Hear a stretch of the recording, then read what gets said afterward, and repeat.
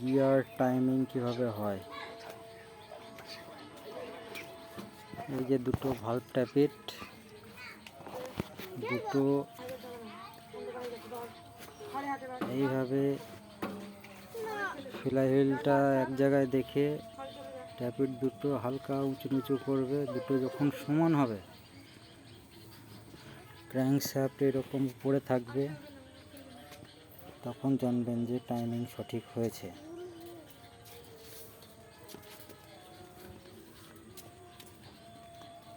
এই যে টাইমিং চিহ্ন,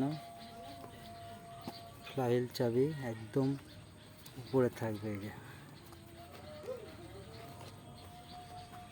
শুধু ট্যাপিট, এই যে একটা উঠছে একটা নামছে, এই দুটো এইভাবে সমান করে নেবেন।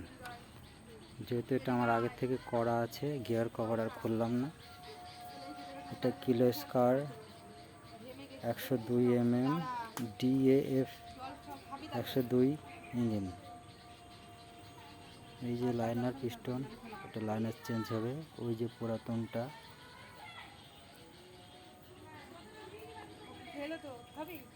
ঠিক আছে।